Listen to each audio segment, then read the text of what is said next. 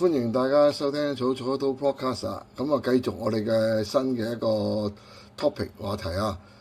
教你大家如何去觀賞劍道。呢一集係第二話。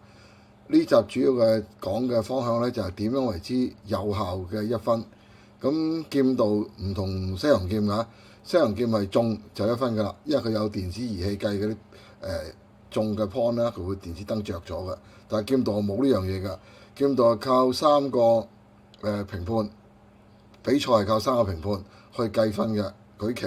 咁平時練習呢，就自己心中有數嚟計分嘅。咁點為之好嘅一個有效嘅一分呢？就好簡單嘅啫，就係術語嚟㗎。外行人唔係好熟㗎，內行人一定知㗎啦。氣劍體，咁我咁簡單俾觀賞人士知道呢，氣係咩呢？好簡單嘅啫，就係氣勢。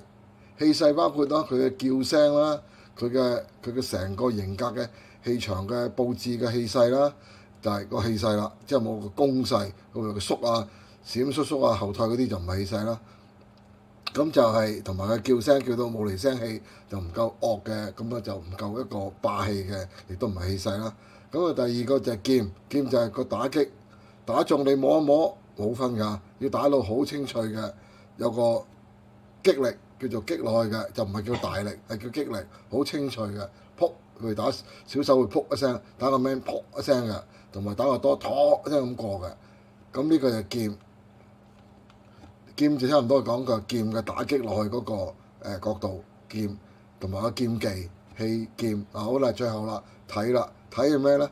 體就係佢有啲講就話衝體，其實唔係，衝體都係其中一個表現啫，即係衝過去咁解。其實最重要就係個體姿，佢打完之後佢嘅體姿有冇殘心？譬如衝過係一種殘心嚟嘅，係趴勝負穿透對手都係一種啦。睇戲都有啲咁嘅嘢啦。第二個就係打中之後佢有個扣。做翻一個樁對住佢，精神未散嘅就係殘心，即係話佢有意識地打佢嘅。咁你三種加埋氣劍體，評判就俾一分啦。是但一種你唔齊嘅，譬如你好有氣勢，我唔一劍冇清楚，砰一聲，但係跟住你打完臨尾嗰下，即係衰啲講句，臨尾唔知做乜咁樣咧，嗰啲評審就唔俾分你啦。但係調翻轉，你又打中，又好有氣勢，即係好有嗰個體嗰個衝感嗰個體姿乜都齊。原來你係冇乜氣勢嘅，亦都唔會俾分你。咁所以氣劍體三樣缺一不可，就唔會俾一個分俾你啦。咁呢個係劍道啊嘛。仲有俾觀眾要知睇，有啲比賽呢，唔好講時間嗰啲啊，嗰啲簡單網上要揾到。最緊要嘅就係邊個攞到2分先，邊個贏。譬如你攞1分，阿月又攞1分，咁咪打和，睇第3分邊個攞到，就咁計嘅。呢啲係正式嘅正規比賽，但係好多比賽呢，佢哋中意呢，為咗快脆啊慳時間呢，亦都係好㗎。1分，邊個攞1分先就邊個贏。其實呢個更加似一個真劍決鬥，1分就解決啦，冇話追翻1分。同埋以前睇好多書睇落啦，都有啲高級嘅劍道家就對某一個贏咗嘅講，其實我輸咗俾你㗎啦，佢贏咗㗎。對個輸嘅講，其實我輸咗，我第一劍輸俾你根本就係輸。嗱，呢個係佢哋嘅執着。劍道家係好緊張第一劍嘅，所以調翻轉你追翻嚟贏嘅呢，點都有啲自己拿過呢樣嘅精神嘅問題。